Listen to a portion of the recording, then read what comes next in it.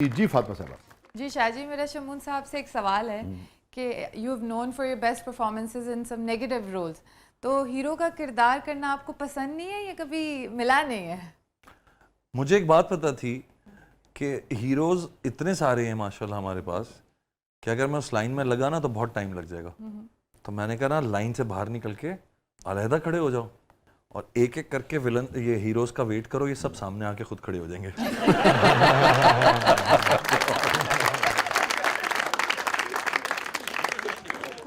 शमून साहब ਜਿੱਦਾਂ ਤੁਸੀਂ ਪੂਰੇ ਰੋਬਦਾਰ ਹੋ ਹਾਂਜੀ, ਤੁਸੀਂ ਤੇ ਇਸ਼ਾਰੇ ਤੇ ਗੱਡੀ ਖਿਲਾਰਦੇ ਹੋਵੋਗੇ, ਫਕੀਰ ਤੇ ਤੁਹਾਡੇ ਕੋਲੋਂ तो नहीं लंघदा होएगा।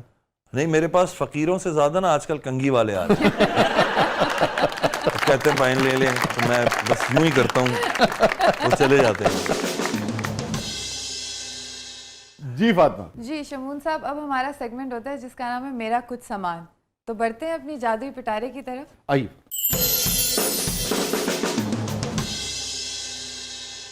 शमून साहब तशरीफ लाएं। जनाब। अच्छा आप कंगा उरे परे करते हो।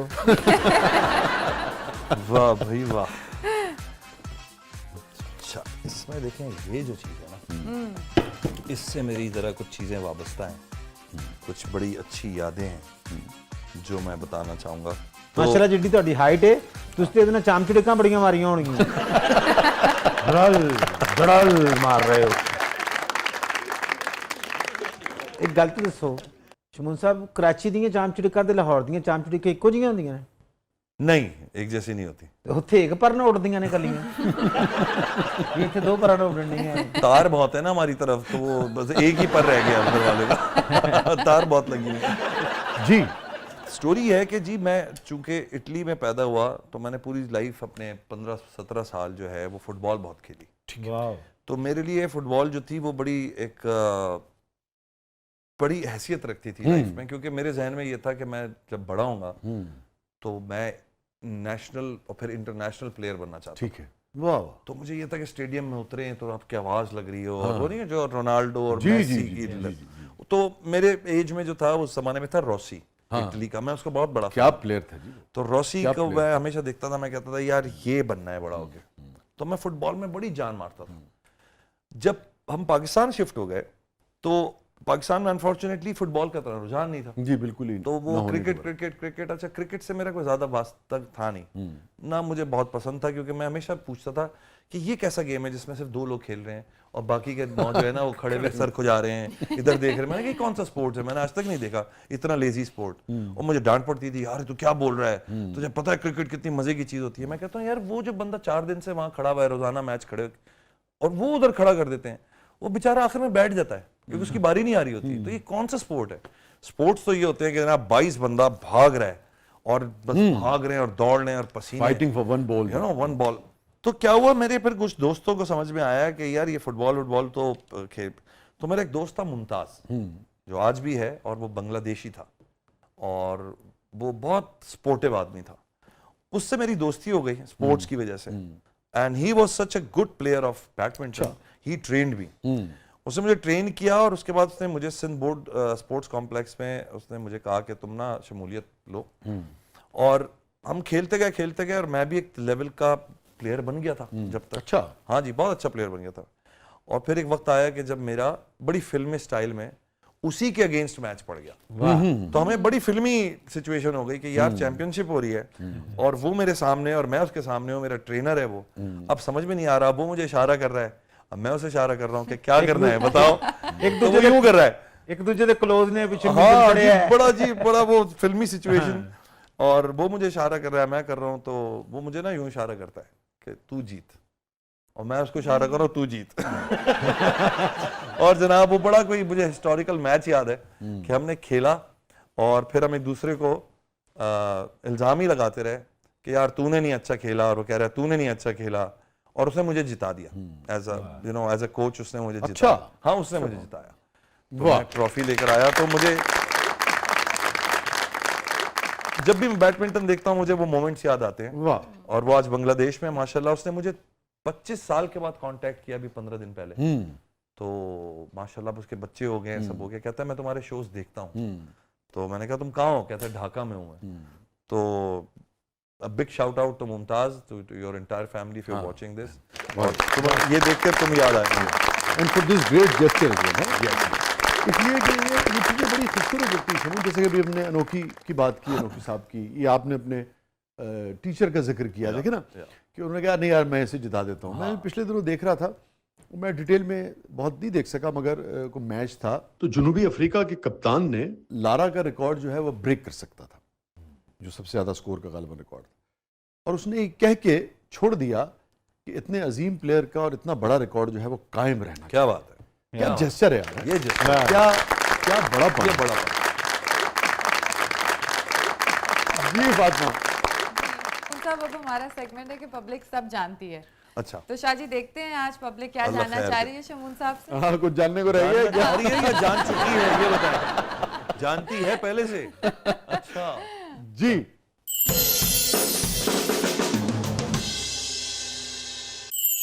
शमून साहब, आप एक शो भी करते रहे हैं जिन्नो चुड़ैलों वाला. कभी असल में भी ऐसा हुआ है कि आपके पीछे चुड़ैल पड़ गई हो और फिर आपने क्या किया? चुड़ैल मेरे कुछ पीछे भी नहीं, इन्होंने चुड़ैल नूं क्या मैनू किसी अगले स्टाफ ते ला दे. मैं जी तमाम चुड़ैलों से अपनी जान छुड़ा ली, यही कह सकते. वैसे जो पैरानॉर्मल एक्टिविटीज होती हैं और भूत प्रेत जिन, आपको कभी किसी नौयत का इंटरेक्शन हुआ है इस किस्म के मामले से? बस मैं ये कहूँगा कि बराह रास्त नहीं हुआ. मैंने कुछ 150 एपिसोड्स किए थे. बराह रास्त कौन बताता है, हुआ तो सबका होता है.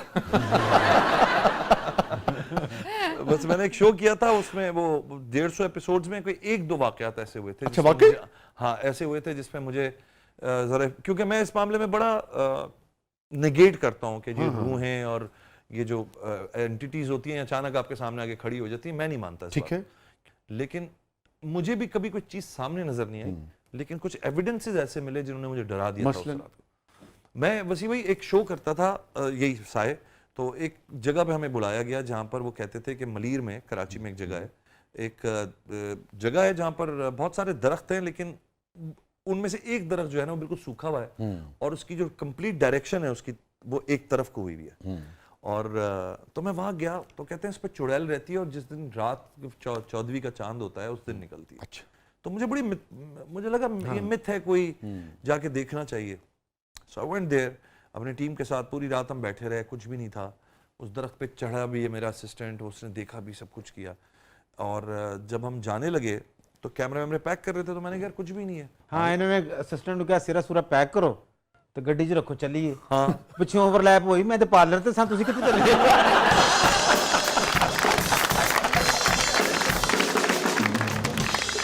तो बस जब हम जाने लगे तो उस दरख्त के नीचे मैं जाके खड़ा हुआ और फाइनली मैं कुछ शॉट्स ले रहा था. मैंने कहा चलो क्लोजिंग है, इसके कुछ शॉट्स ले लेता हूँ. और जब मैं मुड़ता हूँ भाईजान, तो इतना बड़ा दायरा था जितना बड़ा आपका ये सेट है, और मैं देखता हूँ कि 3-3 फुट के, 4-4 फुट के इतने ऊंचे ऊंचे कांटों का एक बैरियर बन चुका है. अच्छा, चूंकि कंप्लीट अंधेरा था, सिर्फ चांद की रोशनी थी. वाकई? जी जी. और उससे पहले कांटे नहीं थे? नहीं थे, क्योंकि हम तो वहां घूम फिर रहे थे. और मैं, आपने उस जगह को क्रॉस किया था? जी जी, मैं तो नॉर्मली हम घूम रहे थे. और जब मैं मुड़ा हूं तो मैं हैरान हुआ. मैंने कहा यार ये क्या हुआ है. तो लड़के थोड़ी दूर फासले पे थे और वो भी आ गए और उन्होंने कहा शमून भाई ये तो समझ में ये नहीं आ रहा, आप दाखिल कैसे हुए इसमें. तो एक कांटों का पूरा, तो उसने थोड़ा मेरा दिल ना बिठा दिया. मैंने कहा ये यार तो बड़ा सॉलिड वाकया है. सॉलिड वाकया. और वो हमने फिर फुटेज रिकॉर्ड की थी. हाँ. और फिर हमने रिवाइंड करके ऑडियंस को भी दिखाई कि देख लें यहाँ कुछ नहीं था. अरे, और ये सडनली कांटों के, और बड़े बड़े कांटे जो कीकर का कांटा होता है उसके सूखे हुए सूला, पंजाबी जिन्हों कहते सूल. जी. और बकायदा एक रो में, गोलाई में, ऐसे जैसे उसने मुझे कैद किया हो उसमें. ये कीकर के कांटों से ना मुझे मोमिन का एक शेर याद आ गया. आप चूंकि जुबैर साहब के फर्जंद हैं, सीमा साहबा के भतीजे हैं, तो मोमिन क्यों नहीं याद आएगा. फिर बहार आई वही दश्त नवर्दी होगी, फिर बहार आई वही दश्त नवर्दी होगी, फिर वही पाँव वही खारे मुगीला होंगे. वाह वाह वाह. मोमिन जी. शमून साहब, आपने अपना लुक का स्टाइल बहुत ज़्यादा चेंज किया है और ये सब किसकी फरमाइश होती थी, ठीक है? और आपको अपना सबसे ज़्यादा लुक का स्टाइल कौन सा पसंद है? मेरा जो फेवरेट गेटअप है वो मुझे लगता है वो यही वाला है जिसमें मैं हूँ। अब है ये सबसे आसान है ना। अच्छा हाँ, समझ रहे हैं आप? ना कोई खर्चा है, ना कुछ है, ना कोई चैलेंज है, ना। अभी मेरे पास आया मेकअप आर्टिस्ट, कहने लगा जी देख लें। मैंने कहा यार बाल चेक कर ले बस, वो ठीक है मेरे लिए। बाकी सब सेट है। ਤੁਹਾਨੂੰ ਤਾਂ ਕਈ ਵਾਰੀ ਭੁਲੇਖਾ ਵੀ ਪਿਆ ਹੋਣਾ ਹੁੰਦੇ ਆ ਤੁਸੀਂ ਹੱਥ ਸ਼ੈਂਪੂ ਪਾਇਆ ਤੁਸੀਂ ਕਿਹਾ ਹੋਏ हाँ उससे मैं फिर दांत साफ कर लेता हूँ। जी शमाउन साहब, सुना है आपको हमेशा गिला रहता है कि आपको पेमेंट टाइम पर नहीं मिलती। आपकी जैसी पर्सनैलिटी है, आपको तो डर से ही पेमेंट एडवांस दे देनी चाहिए। यार बस ये जो है ना, ये सिर्फ मेरा गिला नहीं है, हाँ ये गिला सबको है। और लेकिन मैं शुक्रगुजार हूँ अल्लाह का भी और इंडस्ट्री का भी कि बहुत डिले नहीं करते मेरी पेमेंट। कोशिश होती है मेरी कि बस मैं भी डिले नहीं करता उनको। अमूमन ये होता है कि हम ना खुद भी बहुत लंबा कर रहे होते हैं प्रोसेस को। आप प्रोफेशनल रहें, आप प्रोडक्शन हाउस को खुश रखें, हमारी भी जिम्मेदारी है ना। सिर्फ ये थोड़ी कि वो लोग हमें खुश रखें, हमारी भी कुछ जिम्मेदारी है। हम टाइम पे पहुंचें, अच्छी तरह काम करें, उनका जो प्रोडक्शन की एक्सपेक्टेशन है पूरी करें। तो वो भी देखते हैं कि यार तंग नहीं किया, परेशान नहीं किया। तो आप क्या समझते हैं जो लोग बहुत प्रोफेशनल रहते हैं उनके साथ ठीक सलूक होता है? यार मैं ये नहीं कह सकता बस कि भाई बहुत प्रोफेशनल लोगों के साथ भी हो रहा है, ये अपनी अपनी बस किस्मत की बात है। मैं ये नहीं कहूँगा मैं बहुत खुश हूँ उस प्रोसेस से, मुझे भी बहुत तकदो करनी पड़ती है, बहुत परस्यूइंग है, बहुत ज्यादा मांगना पड़ता है, बहुत ज्यादा कहना पड़ता है। बस मैं ह्यूमिलेटिंग हो जाता है यार इतना हाँ, एक ज्यादा। वक्त आता है जब मुझे लगता है कि अब ना मुझे बहुत पर्सनल बातें करनी पड़ जाएंगी और वो नहीं मुझे करनी। वहां मैं आके फिर थोड़ा सा ना चिढ़ता हूँ, फिर मैं सख्त बातें थोड़ी कर भी देता हूँ। और सख्त बातें क्या होती हैं, वो यही होती हैं कि यार आप लोगों को ख्याल होना चाहिए, 2 महीने ऊपर हो गए हैं, 3 महीने ऊपर हो गए हैं, तो कॉन्ट्रैक्ट को फॉलो करना रूल है, एक लॉ है, उसको फॉलो किया करें। बट इवेंचुअली प्यार करते हैं तो कर ही देते हैं पेमेंट, कुछ ना कुछ कर आके आगे पीछे करके। मगर ये मसला शिद्दत है जी, इख्तियार बिल्कुल करता है, बिल्कुल है।